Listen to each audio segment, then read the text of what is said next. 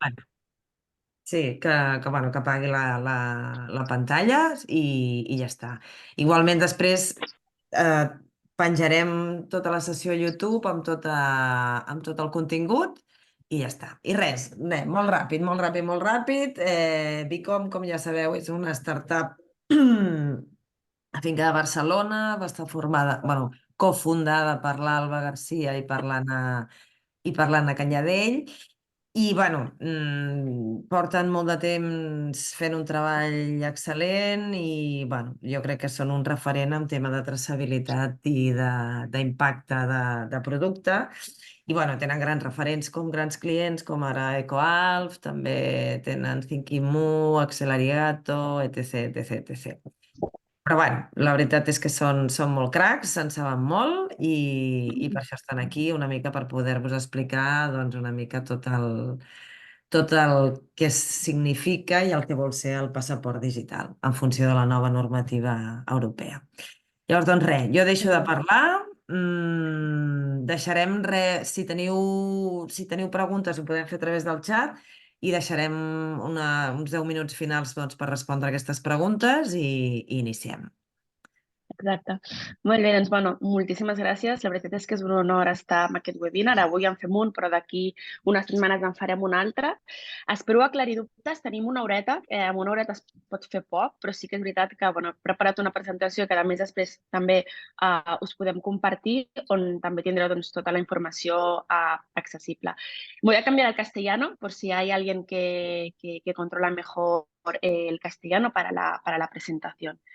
Empezaré compartiendo pantalla. A ver, perfecto. Bueno, pues como sabéis, la temática de hoy vamos a hablar del gran tópico, ¿no? Del pasaporte digital. Sí que me gustaría remarcar que todo lo estamos hablando desde una propuesta que no está aprobada, es decir, todos son propuestas de regulación, pero no hay nada realmente oficialmente aprobado. Entonces, lo que hablaremos hoy puede ser derogado o revisado en los próximos años, pues sí que es verdad que es un punto de partida. Eso es importante decirlo porque estamos en un momento de incertidumbre, ¿no? Entonces, toda la información pues, se ha de leer desde ese contexto. ¿Qué vamos a tocar hoy? Pues vamos a hacer una pequeña introducción. Sí que me gusta siempre contextualizar, explicaros un poco cómo funciona este ecosistema político, porque pienso que es muy importante para luego poder entender la regulación, el contexto. Y luego sí que hablaremos de pasaporte digital, pero antes de entrar en el pasaporte digital tendremos que hablar de la regulación del ecodiseño, el Ecodesign for Sustainable Product Regulation, que un poco también pone el marco a ese pasaporte digital. Seguiremos con qué indicadores parecen que van a tener el pasaporte digital. Digo parecen porque comentábamos antes que no está aprobado y cómo se puede implementar, qué partes afectadas y qué beneficio final vamos a obtener con ese pasaporte digital. Yo soy Alba García, soy la cofundadora y directora de producto de Bicom. Que Bicom, como comentábamos, pues somos una startup que básicamente lo que ofrecemos son datos para la transformación sostenible del sector textil. Ayudamos a las empresas a trazar, medir, interpretar y comunicar datos para consumidor final y también para mejorar sus cadenas de suministro. Empezamos por un punto de partida importantísimo porque creo que hablamos de regulación, hablamos de legislación, pero realmente el cambio de la moda pasa más allá, ¿no? De que la regulación y que de la legislación. No tenemos que estar obligados por ley, sino que tenemos que activar cambios de manera independiente a lo que marque la regulación. Básicamente por cinco puntos. Primero, porque hay un consumidor que cada vez exige más transparencia. Segundo, por la crisis climática en la que estamos viviendo ahora mismo, que básicamente tenemos que actuar de manera inmediata. Porque realmente es el fin del fast fashion y porque la ética se viste de moda, solo hace falta ver cómo Zara está cambiando un poco su imagen de marca, porque realmente la economía circular es una oportunidad y es un nuevo modelo de negocio, y porque esto es importantísimo, que es que todas aquellas empresas que no empiecen a adoptar desde ya prácticas sostenibles van a perder credibilidad y valor de marca y por lo tanto cuota de mercado. Al final, es importante entender que las regulaciones están a la vuelta de la esquina, pero sí que es cierto que solo son un punto de partida, ya que, como decíamos, cualquier empresa que quiera perdurar en el tiempo tiene que empezar a aplicar ya cambios para enfrentarse justamente a esos retos que comentábamos, ¿no? Pues esa falta de transparencia, de opacidad, de greenwashing, de emergencia climática y de la crisis de cadena de suministro. Entrando en materia, ¿no? Y dejando atrás, ¿no? punto donde sí que es cierto que la regulación no debe ser el único motivo, pero vamos a entrar en materia en qué pasa a nivel regulatorio. Primero de todo, entender que es un ecosistema que es muy complejo de abarcar por diferentes motivos. Y aquí os marco tres, que es que todas esas regulaciones que al final acaban estando adoptados a pie de calle, donde las marcas se ven obligadas a llevar a cabo una serie de acciones, antes pasan por diferentes fases. Y esas fases están interconectadas y incluyen diferentes actores. Lo primero de todo es que son normas que son adoptadas en distintos niveles decisorios. Es decir, tenemos normas que se marcan a nivel de Unión Europea, luego algunas de esas normas bajan a países, esos países además tienen sus propias regulaciones y dentro de los países tenemos regiones y tenemos autonomías. Entonces realmente todo está interconectado y todas esas regulaciones o normas tienen que convivir en un mismo espacio-tiempo. El segundo motivo es porque hay un diferente efecto para cada tipo de norma y esto es muy importante de entender. Tenemos regulaciones, donde las regulaciones se aprueban en la Unión Europea y tienen una transposición directa a las compañías, y luego tenemos directivas. Hoy sobre todo hablaremos de directivas, donde la Unión Europea aprueba unas directivas que básicamente es un miembro y luego cada país miembro puede transponer esas directivas y bajarlas luego a regulaciones que se aplican directamente a compañía. Eso para un sector como el nuestro, que está tan globalizado y que realmente todas las marcas venden en cualquier país de Europa, es un problema, porque cada directiva luego será transpuesta de manera diferente, ¿no? Aunque tengan un hilo conductor, pero sí que habrán diferentes útiles por cada uno de los países. Y luego que tenemos un proceso de decisión multiactorial. Es decir, dentro de cada norma, para la aprobación de cada norma, tenemos la Comisión, el Parlamento, el Consejo, pero luego también tenemos stakeholders importantes que son la industria y la sociedad. Eso hace que aprobar normas sea un trabajo tedioso y por eso estamos ahora en este punto, ¿no? Donde todo el mundo habla de pasaporte digital, pero realmente no se espera aprobar hasta dentro de unos años. ¿Por qué? Pues por el contexto que comentábamos anteriormente. Y todo condicionado por la realidad política, es decir, ahora en el 2024 tenemos elecciones del Parlamento Europeo y esas elecciones realmente cambian la balanza, ¿no? Es decir, si gana un Parlamento Europeo pues más pro verde, pro Green Deal, vamos a acelerar todo ese proceso de transición. En cambio, si gana un Parlamento pues quizá más de derechas, todo se puede ralentizar. Por lo tanto, ¿no? Es decir, tenemos que tener en cuenta la regulación está allí, tarde o temprano llegará, pero no todo debe estar en función de cómo se aprueban esas regulaciones. Al final, llegamos a una conclusión, ¿no? Que es que todos estamos recibiendo inputs de palabras, conceptos, regulaciones y muchas preguntas, ¿no? ¿Qué, por qué, con quién, cuándo, hasta dónde puedo seguir actuando, cómo estoy actuando? Pues bien, hoy estamos aquí un poco para poner ese contexto y esa luz a todas esas preguntas. Entonces, empezamos. ¿Dónde estamos contextualizados? Estamos contextualizados en el Green Deal, que es el Pacto Verde. Ese pacto se adopta en 2019 y básicamente es una estrategia de crecimiento sostenible para la Unión Europea para posicionarla como líder en sostenibilidad. Básicamente está diseñada para esa transición hacia una economía moderna, competitiva, climáticamente neutra en el 2050 y circular. ¿Qué pasaba antes del Green Deal? Lo digo a nivel genérico, pero eso se extrapola a nivel textil. Primero, que no había un marco de regulaciones en materias de sostenibilidad. Segundo, que no había una priorización justamente de esa materia de sostenibilidad. Y tercero, teníamos una transparencia y una trazabilidad muy limitada de la cadena de suministro. ¿Qué pasará o qué está pasando después del Green Deal, ¿no? O sea, ¿por qué toda esa masacre de regulaciones? Pues porque hay un objetivo, que es un objetivo para conseguir esa meta, para reducir esas emisiones de efecto invernadero y lograr esa neutralidad de carbono para 2050, para poco a poco introducir varias iniciativas legislativas justamente destinadas, ¿no?, a promover esas prácticas de circularidad en la industria y específicamente en la industria de la moda como gran responsable, ¿no?, de ese modelo de producción lineal. Y luego habrá una transparencia requerida a lo largo de la cadena de suministro de moda para asegurar justamente ese cumplimiento y fomentar ese progreso de sostenibilidad. Entonces, son como esos tres pilares y en esos tres pilares tenemos como diferentes directivas que se están ahora mismo debatiendo. Entre esas directivas tenemos un plan, que es el Circular Economy Plan. El Circular Economic Plan, ya contextualizando y entrando en materia, es justamente uno de esos pilares dentro del Green Deal.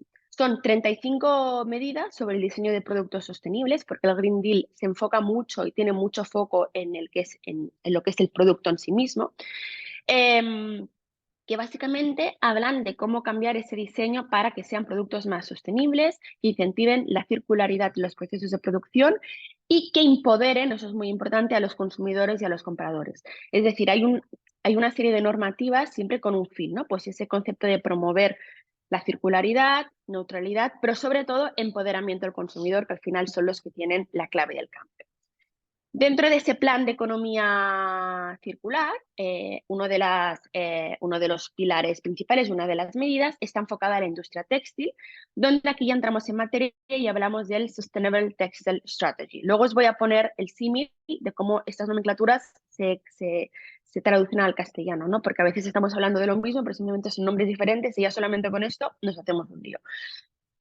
Dentro de la Sustainable Textile Strategy hay 4 puntos que hoy básicamente nos vamos a englobar en el segundo, que tenemos que tener muy en cuenta y que nos afectan de manera directa a la industria de la moda.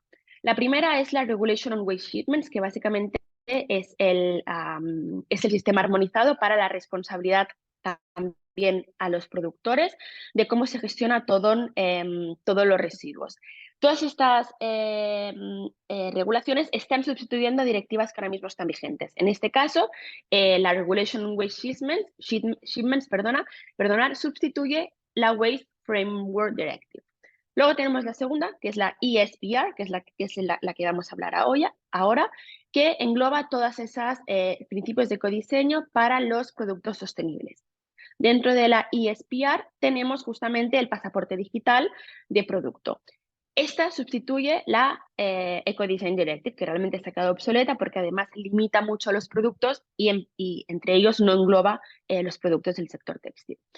Luego tenemos el Green Claim Directive, súper importante y muy relacionada en realidad con el pasaporte digital, que nos marca un poco, ¿no?, qué comunicar, cómo comunicar y cuáles son esos criterios de verificación, muy relacionada con el Product Environmental Footprint, que nos marca un poco cuáles son esos criterios de medición de impacto. Esta sustituye la UCPD, quizá la conocéis mejor por siglas, que es la Unfair Commercial Practices Directives. Esta es súper importante de tener en cuenta y de hecho os incentivo a que os forméis. Nosotros tenemos varios webinars relacionados con esto porque es una de las que está más avanzada y realmente nos marca puntos importantes a la hora de comunicar y la Unión Europea ya está activando mecanismos de sanciones a esas empresas que estén utilizando green claims de manera errónea.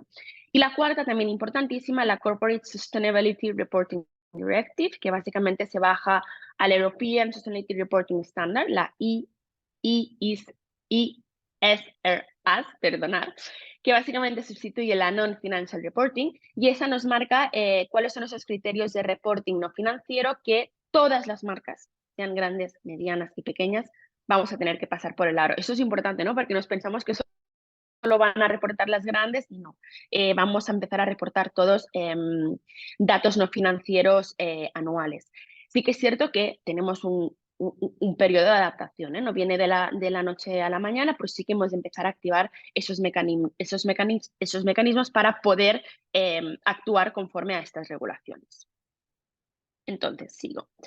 ¿Cuál es el objetivo, no? O sea, al final tenemos aquí muchísima información y el objetivo básicamente para la Unión Europea es que en el 2030 todos esos productos textiles comercializados en la Unión Europea cumplan 5 requisitos.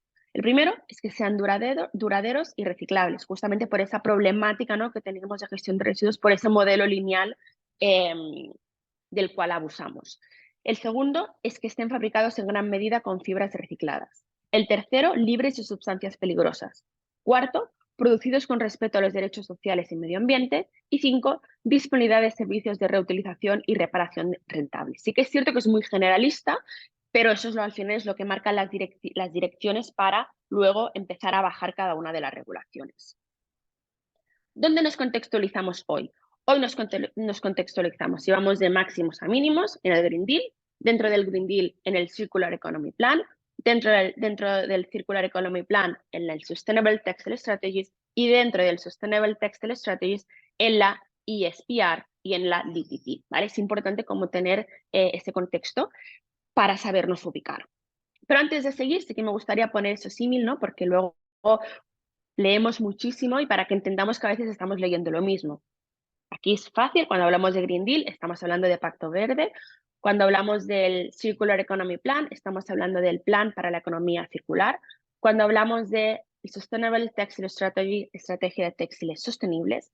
Cuando hablamos del Ecodesign for Sustainable Product Regulation, Reglamento sobre el diseño ecológico de productos sostenibles. Y cuando hablamos de Digital Product Passport, hablamos de pasaporte digital. Entonces es importante, sobre todo, en la ESPR, que se habla mucho de siglas, pero muchas veces también se lee reglamentos sobre diseño, se habla siempre de lo mismo.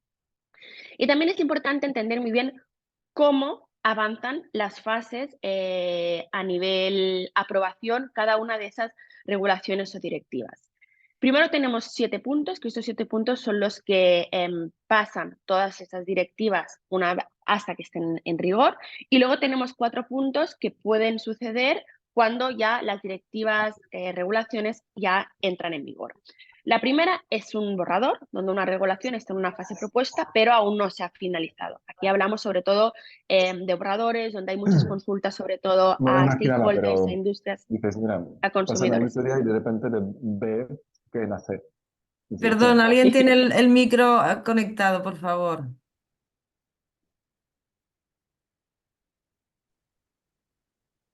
Vale, súper, sigo. Las segundas son propuestas, donde están oficialmente recomendadas o sugeridas, pero aún no están aprobadas. Luego hay consultas oficiales, ¿no? Donde hay un proceso de discusión y retroalimentación, típicamente pues, con los interesados, pues, con consumidores, con industria, con compañías, etc.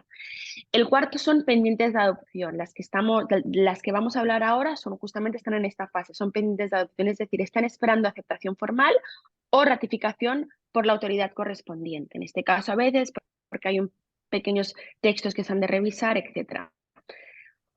Una vez está aprobada, pasa a la fase de adopción, donde ha recibido una aprobación formal, pero aún no se ha promulgado. Después se activa, es decir, entra actualmente en vigor y se empieza a aplicar. Y cuando está en vigor es similar a activa, pero implica que ya debe cumplirse, es decir, está activa, pero ya debe cumplirse en todos los Estados miembros. Y en paralelo tenemos regulaciones directivas que pueden estar en revisión, es decir, aquellas que están siendo reexaminadas o evaluadas para posibles cambios, modificadas, que han sufrido modificaciones pero siguen en efecto, derogadas cuando estén revocadas oficialmente, por ejemplo, estas que comentábamos anteriormente, que se iban a sustituir, pues iban a estar derogadas una vez entren en vigor las que estamos ahora en propuesta de adopción. O caducada, cuando realmente ha alcanzado una fecha de finalización o condiciones para su conclusión. Entonces es muy importante no entender cada una de las fases, ¿no? Porque ahora mismo todo el mundo habla de directivas y habla de regulaciones, pues que algunas de las que estamos hablando ni siquiera están en pendientes de adopción o ni siquiera son propuestas, algunas son borradores, ¿no? Entonces se ha de entender muy bien, ¿no? Y yo sí que me pongo muy firme que es que cada compañía debe tener su plan de acción hacia la sostenibilidad independientemente de lo que pase o de lo que no pase en el marco regulatorio, ¿no? O sea, creo que son dos líneas de acción que han de ir en paralelo. Entonces, si entramos en materia y empezaremos hablando de la ESPR. Voy a ir aquí un poco rápido para luego entrar en detalle en el pasaporte digital. Os dejaré mi mail al final porque cualquiera que quiera tener consultas respecto y entrar en detalle en cualquier materia, estamos disponibles al 100%. El objetivo de la ESPR básicamente es fomentar esta transición a una economía más circular y sostenible, reduciendo lo que comentábamos, esos impactos ambientales asociados a todo el ciclo de vida de los productos. Importante, mejorando la eficacia del mercado interior. O sea, Europa está muy focalizada también en cómo mejorar esa eficiencia del mercado de la propia Europa. Hay 3 requisitos importantes que se tendrán que tener en cuenta. La primera son requisitos de diseño. Se tendrán que aplicar requisitos de ecodiseño en cuanto a la durabilidad, reparabilidad y reciclabilidad de los productos. El segundo es el pasaporte digital, que hablaremos a continuación. Y el tercero es la transparencia sobre la destrucción de productos no vendidos, ¿no? Al final intentan abarcar las 3 problemáticas que hay a día de hoy, ¿no? Que impiden un poco la circularidad. Pues, ¿qué pasa con el diseño? ¿Qué pasa, ¿no? Con esa transparencia al consumidor final? ¿Y qué pasa con esa gestión de residuos? Las normas, importantísimas, se aplicarán a todos los productos comercializados en la Unión Europea, tanto si son producidos dentro como fuera de la Unión Europea, y por lo tanto toda marca que venda a la Unión Europea está afectada por esta regulación. Importante que todo lo que es la pequeña y la mediana empresa, hay un plan de ayudas financieras bastante importante para ayudar a esa transición. A día de hoy, hasta que esa nueva regulación entre en vigencia, lo que comentábamos, sigue vigente la directiva de ecodiseño, aunque en el sector textil no nos afecta de una manera tan directa. Y sobre todo se van a empezar a materializar todo lo que viene derivado de la destrucción de bienes no vendidos, etc. Es decir, vamos a empezar por el tercer requisito, es decir, el de transparencia sobre destrucción de productos textiles, que muchos de ellos ya están empezando a estar activos. En segundo lugar, seguiremos con requisitos de diseño y ya en tercer lugar acabaremos con el pasaporte digital a nivel de cronología de adopción de la regulación. Hay 4 puntos claves dentro de esta propuesta.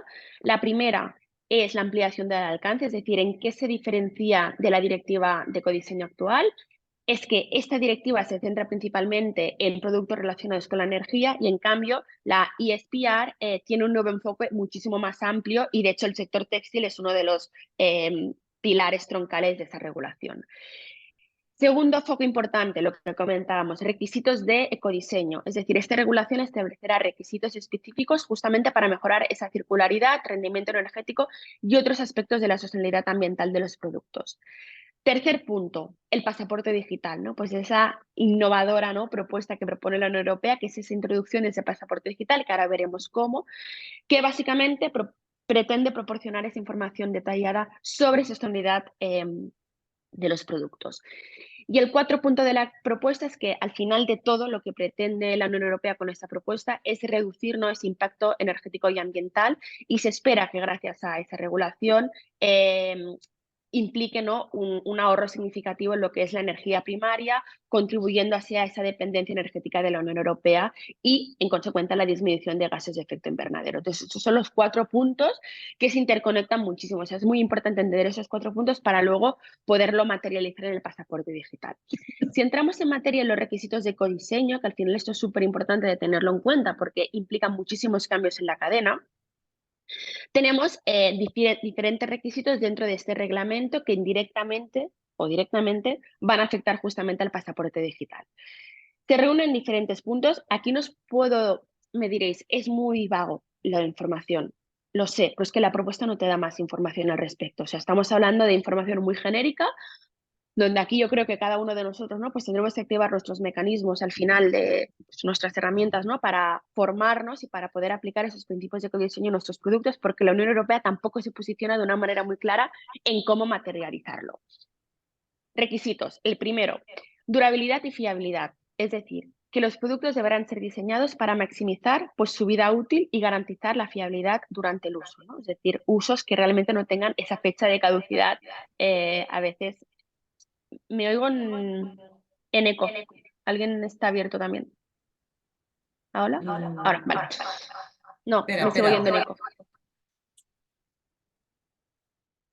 Hola. Ahora, perfecto. Pues esa fiabilidad durante el uso. Segundo punto, estas palabras son complicadas, reutilizabilidad y utilizabilidad, es decir, que esos productos deben ser capaces de ser reutilizados y actualizados, promoviendo así un ciclo de vida más largo y sobre todo reduciendo esta necesidad de acceder a recursos nuevos. Tercer punto, reparabilidad y mantenimiento. Deben ser fácilmente reparables y mantenibles, permitiendo a los usuarios acceder, ¿no?, a esos servicios técnicos de manera fácil para realizar reparaciones de manera eficiente, extendiendo su vida útil. Presencia de sustancias preocupantes. Aquí todo el rato esta regulación también se enfoca mucho en todo lo que son sustancias peligrosas, que es que busca minimizar o eliminar el uso de esas sustancias que podrían ser dañinas para el medio ambiente o la salud humana. Sigo, eficiencia en el uso de energía y recursos, es decir, se pretende promover esa eficiencia energética y la eficiencia en el uso de otros recursos como el agua y materiales a lo largo de todo el ciclo de vida del producto. Por lo tanto, aquí importantísimo entender muy bien qué pasa en cada de las etapas de producción del producto. Contenido reciclado, se fomenta el uso de materiales reciclados en la fabricación de nuevos productos, apoyando así a esa economía circular y reduciendo la dependencia de recursos vírgenes. Refabricación y reciclaje de alta calidad, penúltimo punto, donde los productos deben ser diseñados de tal manera que puedan ser desmontados fácilmente en el fin de su vida. Y la reducción de huella de carbono y ambiental. Es decir, que esos productos deben ya estar diseñados desde el principio para fabricarse de manera que el impacto ambiental global, incluida esa huella de carbono, sea minimizado. Entonces, aquí tenemos un reto brutal, ¿no? Porque no solamente hemos de aplicar cambios de manera directa al producto, bajado a la cadena de suministro, sino que previamente tenemos que entender dónde activar esas palancas de cambio, ¿no? Porque has de saber muy bien a quién se lo has de pedir dentro de tu cadena de suministro, con qué proveedor has de trabajar, a qué materiales has de cambiar. Y antes de eso tienes que entender muy bien pues, qué impacto tienen cada uno de esos materiales, ¿no? Entonces realmente el reto es masivo y además está muy interconectado en todos los actores de la cadena de valor. Tenemos contextualizado el ISPR a nivel de requisitos y ahora vamos a bajarlo al pasaporte digital, que como decíamos es uno de los requisitos incluidos dentro de esa regulación.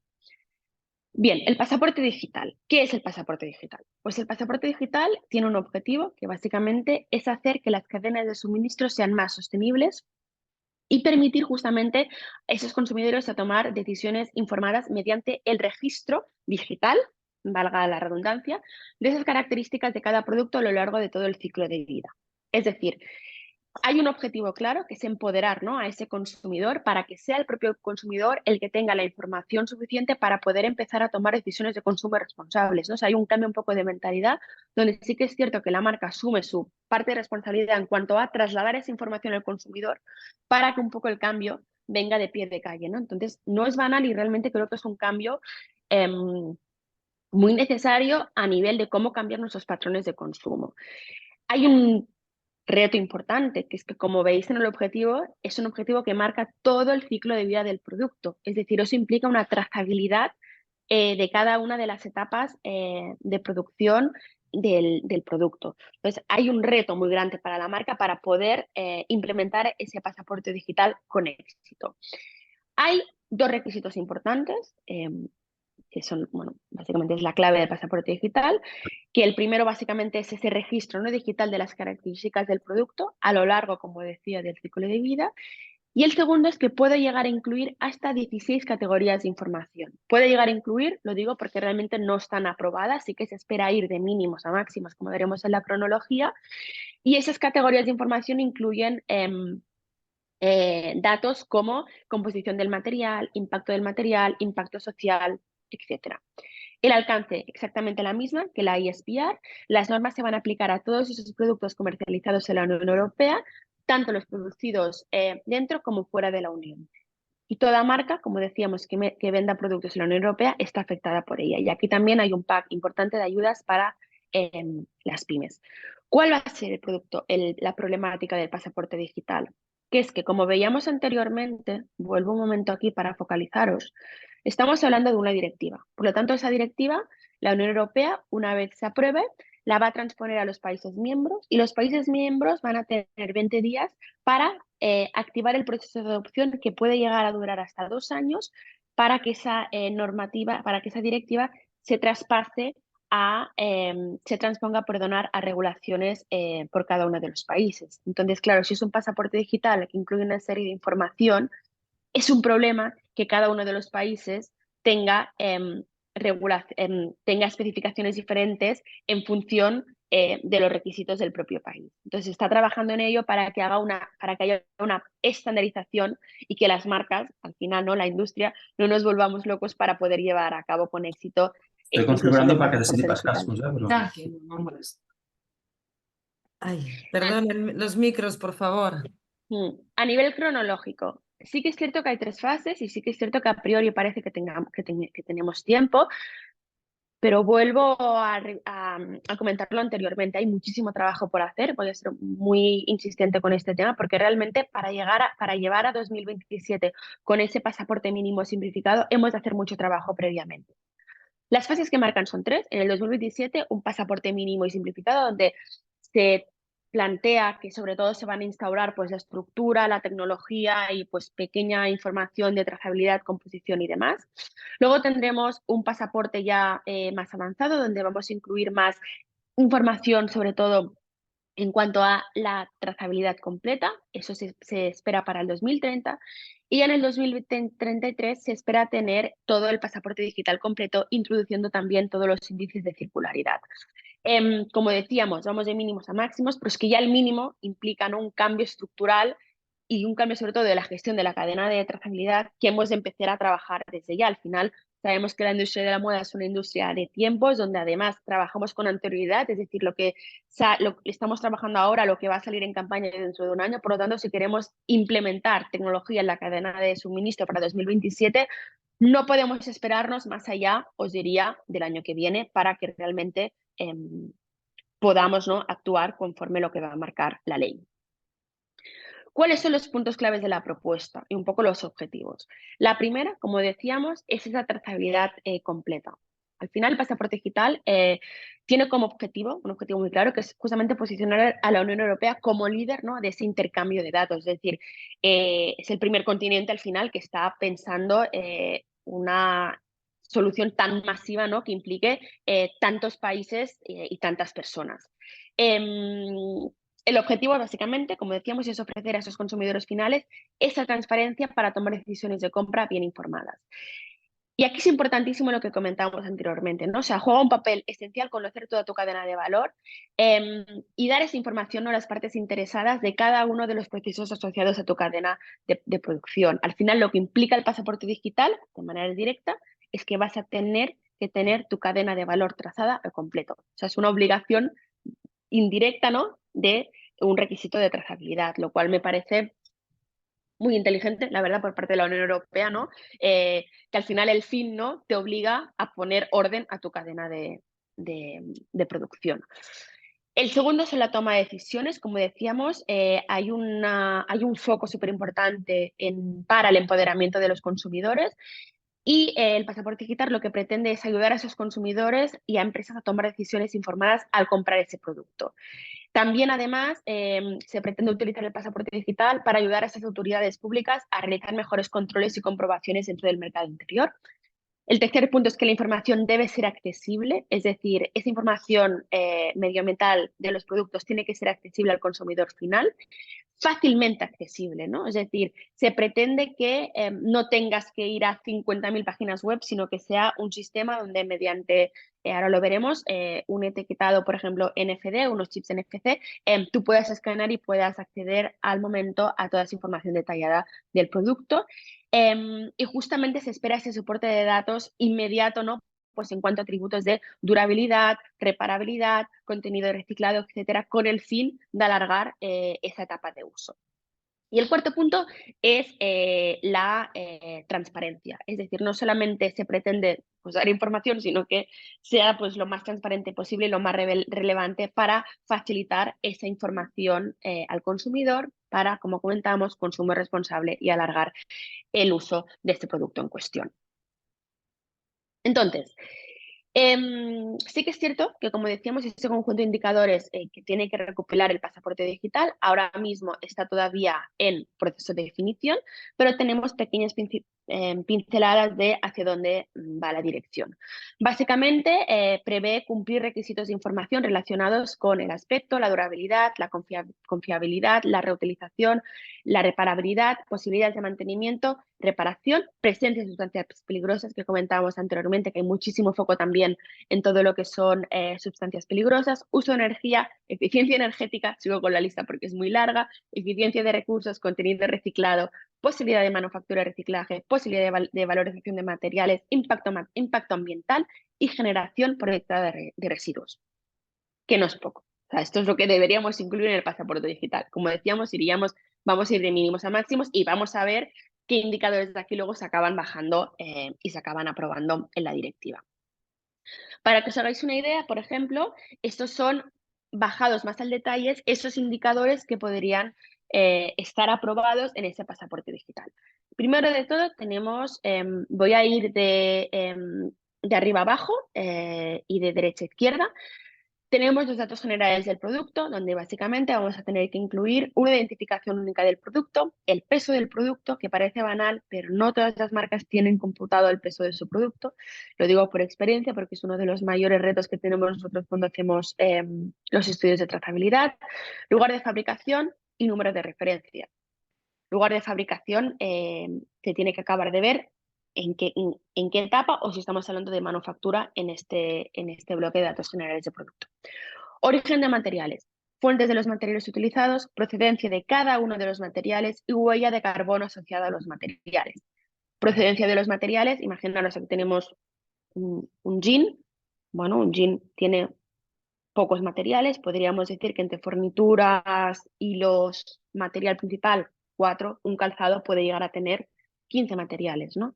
Y esos materiales tendrán que estar agrupados en el pasaporte digital. Y la huella de carbono asociada, es decir, no solamente identificar los materiales, sino que luego medir el impacto asociado a cada uno de esos materiales. Tercer bloque, proceso de fabricación, es decir, todos esos fabricantes y detalles del proceso de fabricación de ese producto y se aplican certificaciones del fabricante, que esas certificaciones además pues, han de estar validadas en función del propio sistema de certificación que esté aplicando a ese fabricante en cuestión. Sigo. Historial de propietarios, información sobre propietarios anteriores y actuales del producto. Esto sobre todo funciona mucho ahora que cada vez hay más canales de reventa segunda mano y sobre todo para el sector lujo. Es un bloque importante, ¿no?, de saber un poco cuál es la historia de los propietarios anteriores de ese producto. Sigo, logística y transporte, es decir, toda esa descripción de la cadena de suministro, métodos de transporte utilizados y huella de carbono del traslado, ¿no? Seguimos con las mediciones también. Y luego ya estamos encarados en el bloque de mantenimiento y fin de uso. Por un lado tenemos mantenimiento y reparación, es decir, instrucciones claras de reparación y garantías asociadas al producto para alargar justamente ese fin de ese uso del producto en sí mismo y para acabar el fin del ciclo de vida, es decir, instrucciones para el desarme del producto, procesos de reciclaje recomendados y otros procesos de recuperación textil, ¿no? Porque sí que es cierto que muchas veces, y me pasa a mí que me dedico a esto, que a veces no sé qué tengo que hacer con ese producto en cuestión, dónde lo llevo, ¿no? Pues que haya un sistema de información donde tú sepas muy bien qué hacer cuando el producto realmente ya lo quieras desechar. Entonces, esto a priori es lo que se está pensando en bajar a pie de calle al consumidor final. Importante entender que el pasaporte digital no va a reemplazar esos métodos tradicionales de transmisión de información, es decir, no van a sustituir manuales o etiquetas de productos, sino que al final lo que va a hacer es que la va a complementar. ¿Cuál es la principal innovación del pasaporte digital? Aparte de que tenemos que incluir toda esa información, es justamente de asociar a cada producto un identificador único, donde este identificador tendrá esa información digitalizada sobre el producto y su ciclo de vida y debe ser, como comentábamos anteriormente, fácilmente accesible al consumidor final con un soporte de datos, que aquí sobre todo se plantea tecnología NFC, que ahora os explicaré cómo funcionarían esos chips o códigos QR. A largo plazo también se plantea introducir tecnología blockchain que permita pues justamente a esos consumidores o partes interesadas acceder fácilmente a la información detallada. Básicamente, ¿qué implica nuestra activación de tecnología NFC en la cadena de suministro? Pues se integran unos chips en los productos o bien en las etiquetas o bien en sus etiquetas de cada etapa del proceso, desde la fabricación hasta venta al consumidor final. Eso en función de la característica del producto, o sea, porque aquí estamos hablando de cualquier producto, se va a incorporar el NFC de una manera o bien de otra. ¿Cómo funciona? ¿Cómo se conecta el NFC al pasaporte digital para conectar con esos datos a ese consumidor final? Básicamente hay 4 puntos. Lo primero es que se integra ese chip NFC, esa incorporación en esos productos o etiquetas en cada etapa de la cadena. Segundo es que se programa y se configura para que se cargue la información relevante a los chips y, importante, la posibilidad de actualización a lo largo de la cadena de suministro. El tercer punto es la lectura y la actualización, es decir, el uso de dispositivos NFC pretende registrar y actualizar la información en momentos clave como la fabricación, el transporte y el almacenamiento, es decir, que cada uno de los actores que estén incluidos dentro de esa cadena de producción van a poder actualizar esos chips NFC. Y el cuarto es la interacción del consumidor. Permite acceder al consumidor a esa información de productos mediante esta tecnología NFC, que básicamente es mediante un scan con el móvil en puntos de venta.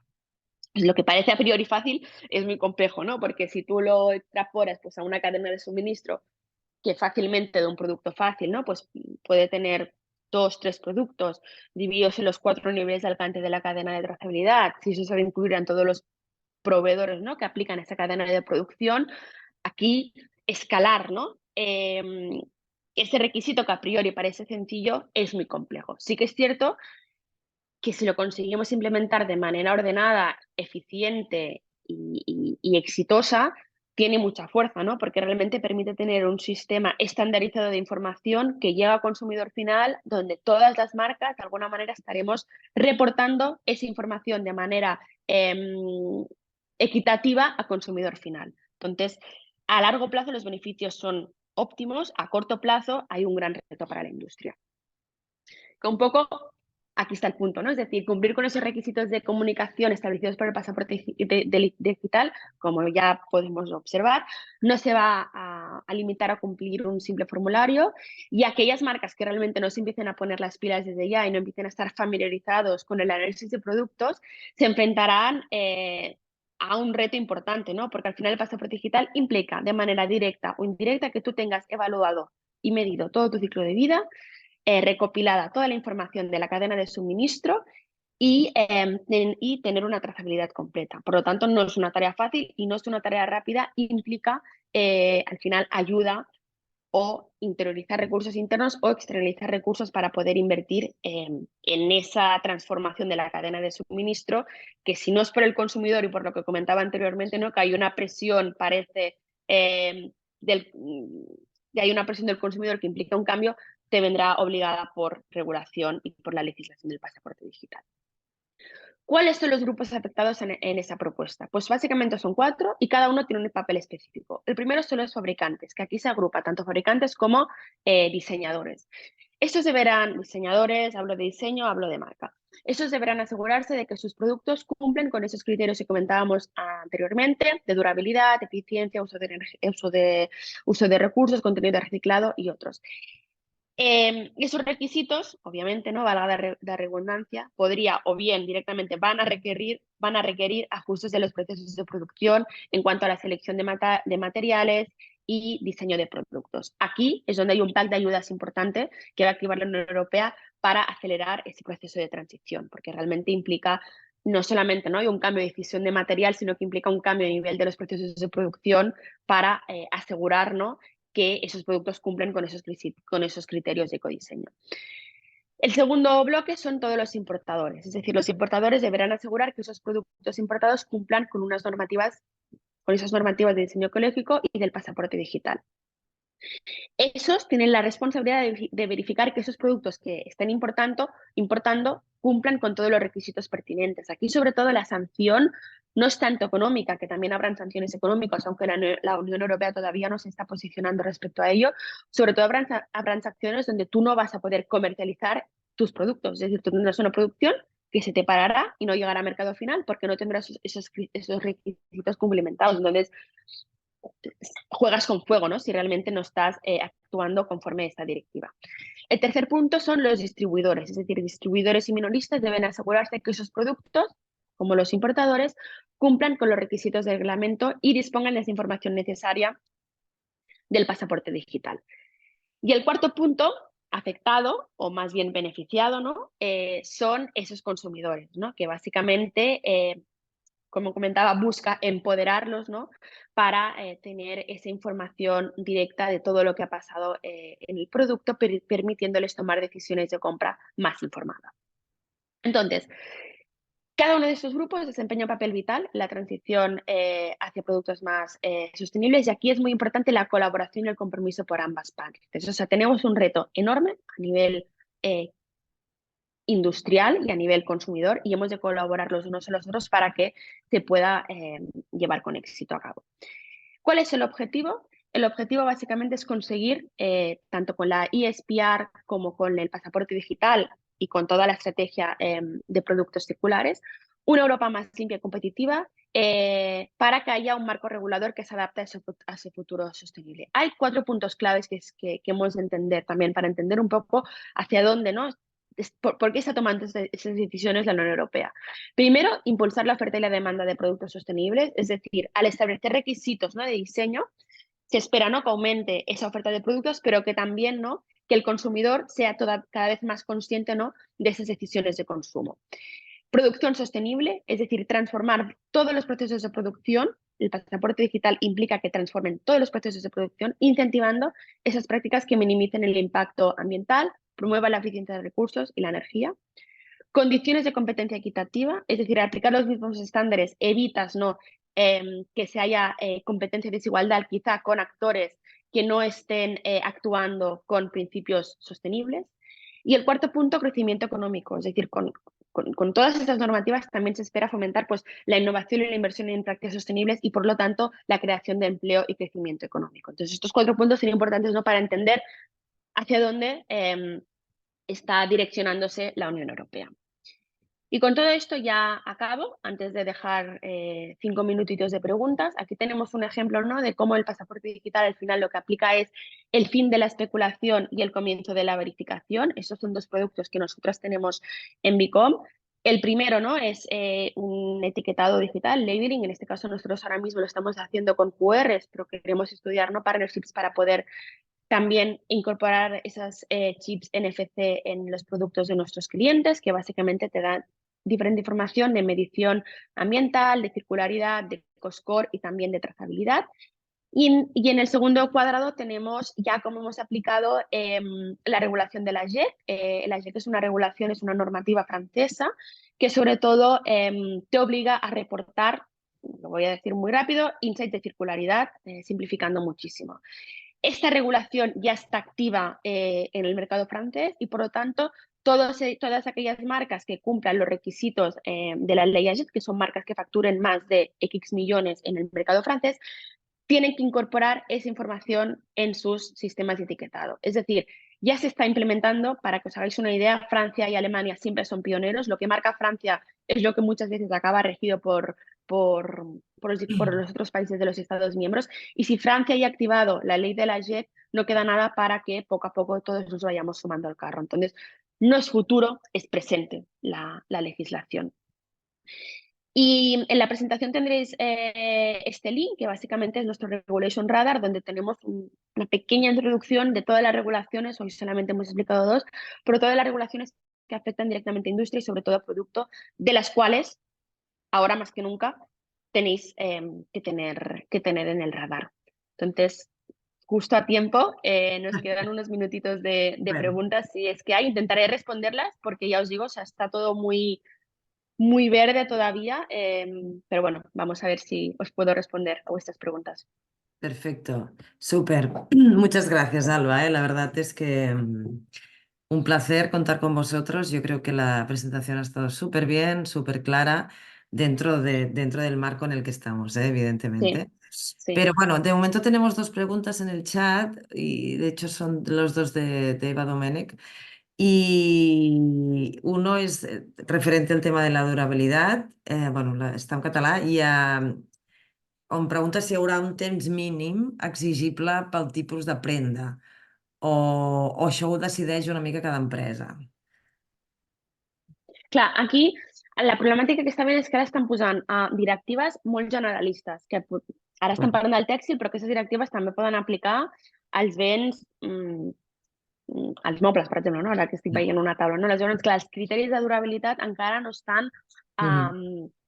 baixats a terra. Sí que és cert Mhm. que al final el que implica la durabilitat, en el cas del tèxtil, sobretot estem parlant de materialitat, és a dir, que els materials doncs, passin, no, uns controls de qualitat que realment assegurin que amb 2 rentades no et quedes sense teixit, o no et quedes sense color, o no et surten boletes, no?, típica Mhm. al tricot, no? Aleshores, hi ha uns criteris de qualitat que hauran d'estar doncs, reconfirmats per la Unió Europea, i tots els productes doncs, hauran d'estar regits per aquests principis de qualitat del propi material del producte. Vale, o sigui que probablement, o sigui, la durabilitat, i és evident, anirà molt associat amb el tema de la qualitat pròpiament del material. Sí, exacte. Vale, perfecte. Llavors, doncs hi ha una altra pregunta que és que en el 2027 quines categories mínimes s'exigiran en el passaport digital. Però jo crec, bueno, No s'està, jo, encara no s'han jo crec que posicionat. respon bastant a aquest slide que has Sí, passat abans, sí. sí. El que tenim clar és que les dades generals del producte sí que estaran, no?, amb aquesta versió mínima i sí que es planteja que hi hagin mínims en quant als orígens dels materials, processos de fabricació, és a dir, de cada coseta que hi hagi una petita pinzellada. Això és una mica és el que s'està Vale. proposant. O sigui que sí, Però seria una mica... Això seria com el gran bloc, o sigui, els grans apartats. El que no està sí, definit encara és ben bé en cada un d'aquests grans apartats què s'exigirà. sí. Sí que és cert que veient una miqueta el que comentava, no?, cap a on estan en el mercat francès, que, com dèiem, doncs, són molt pioners, no?, amb tot el que són l'adopció de regulacions. Hi ha molts insights de circularitat que hem de tenir en compte, no?, doncs, que hem d'incloure, no?, dintre del producte, que tinguin en compte doncs, l'ús de la vida i l'ús del producte i el fi d'ús del producte, índex de reciclabilitat, durabilitat, és a dir, tot això, no?, són temes prioritaris que sembla que també va cap aquí. Aleshores, jo diria que estem anant cap a dades generals del producte, petits insights de traçabilitat i petits insights de circularitat amb aquesta versió mínima del passaport digital. Vale, perfecte. Després tenim una altra pregunta que és de la Ruth Torró de Moving Mood, que si sabem com s'unirà, diguéssim, el DPP amb la nova revisió de l'etiquetat tèxtil. Amb la nova revisió de l'etiqueta tèxtil, jo crec que justament a la proposta es parla, no?, de com conviuran propostes que estiguin actives a nivell d'etiquetatge amb el passaport digital. I s'està estudiant una mica cas per cas. En el cas de l'etiqueta tèxtil, de moment no s'han posicionat i estan veient si una substituirà l'altra o si, per exemple, parlen molt del REACH, no?, quina s'anteposarà a l'altra. Doncs en el cas del REACH el que diuen és que si la ISPR, per exemple, està per sobre de lo que marca el REACH, prevalarà, en aquest cas, la ISPR. Vale. Si el REACH està per sobre, prevalarà el REACH. Aleshores, estan una mica sopesant què preval a què i si Vale. la ISPR o el DPP substituirà a tot el que són els etiquetatges tèxtils. Perfecte. Després el Roger Clarasó diu que si el DPP ha de ser únic per cada producte o podria ser el mateix per un lot de productes. No, ha de ser únic. Són identificats. sí, perquè a més són xips que tu introduiràs, en aquest cas a la prenda, doncs el més probable és que es posi dintre de la pròpia etiqueta tèxtil o que sigui en el cas que sigui un estampat, en cas que sigui un QR que estigui estampat a la prenda, però són identificadors únics per cada un dels productes. Vale. Perfecte, i de moment tenim una última pregunta de la Pauliana, que jo crec que és de Coleo. Bueno, et felicita per la presentació i Gràcies. y llavors doncs la proposta de directiva no menciona un sistema centralizado donde las informaciones deben estar centralizadas. ¿Se podría comparar un producto entre diversos productores? O sea, A veure, pregunta, pregunta, és que pregunta que si la proposta de Yo, directiva, bueno, això, que si està... Digues, perdó, digues. Alba, lo que quería saber es, por ejemplo, después de compilar toda la información y disponibilizar al consumidor en el QR code, esa información será registrada en un sistema central europeo o no? Eso, bueno, no, estará solo en el no, QR code y ya está. ¿O eso será subido para un sistema? No. A priori no, A priori no, que de repente lo marcan como requisito, pero no. O sea, al final cada una de en este caso, pues de las empresas del sector textil tendrá sus herramientas para implementar pues esas normativas en función de lo que marque la directiva.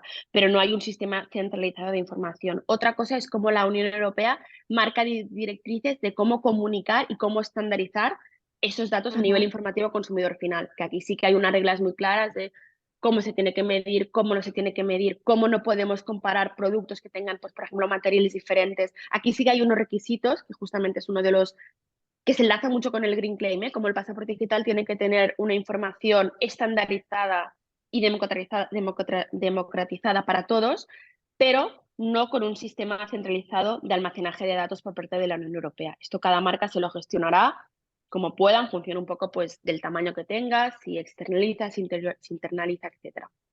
Vale, perfecto, porque quizás en un primer momento es dar esa transparencia, pero quizás en un segundo momento, si hubiera ese sistema centralizado, sí que el consumidor podría comparar productos de, bueno, de una misma naturaleza para Sí, ver, ¿sabes?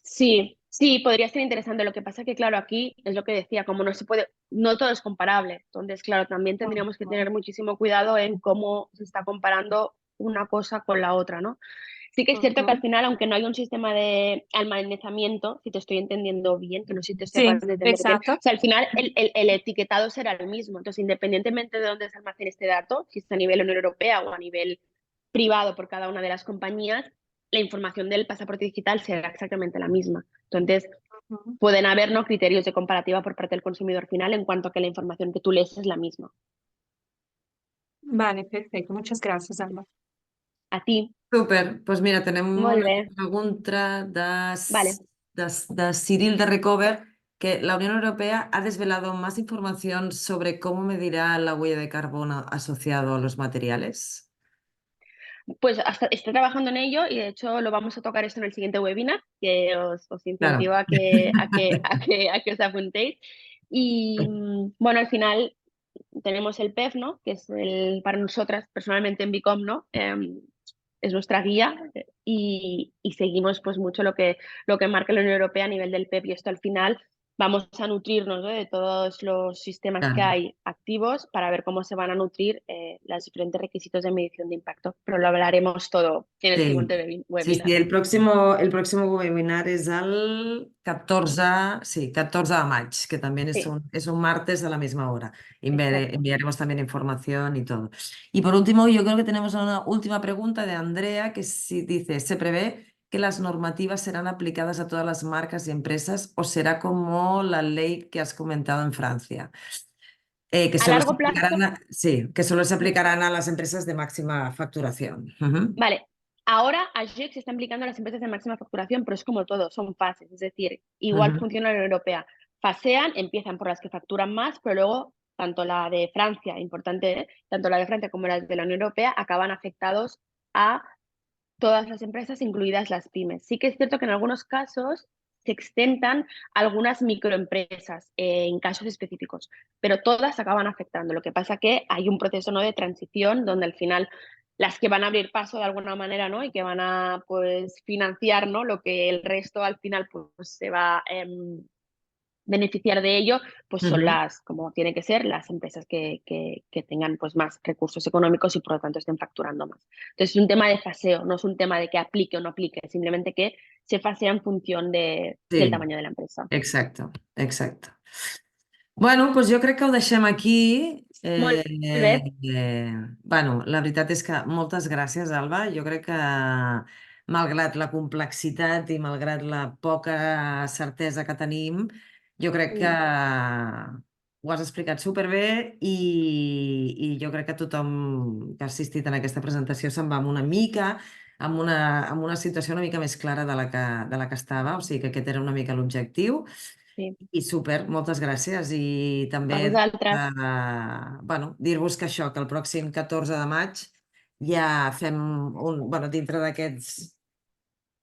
bueno, d'aquests 3 webinars que hem fet, fem l'últim, que és enfocat tots totalment a impacte i això, que encantats doncs, que assistiu de nou i anar desvetllant incògnites que tenim tots Incògnites. Sí, sí. de cara aviat. Doncs res, Perfecte. moltes gràcies i gràcies a tots els participants Sí. i qualsevol cosa. Evidentment, la presentació ha estat gravada i us enviarem el vídeo, bueno, penjarem el vídeo i us enviarem la presentació de Bicom i qualsevol Sí. dubte us podreu adreçar a l'Alba o a l'Anna de Bicom o a nosaltres també des d'aquí, des de Modac. Sí. Jo Felicitats! us deixo aquí l'email per tots els emails són super benvinguts. Si tingueu el dubte que tingueu, estem aquí per donar-vos un cop de mà i mil gràcies. La veritat és que ha sigut un plaer estar aquí I amb un plaer per vosaltres. nosaltres, Alba. Que Gràcies. vagi molt bé. Adéu. Adéu, adéu, adéu.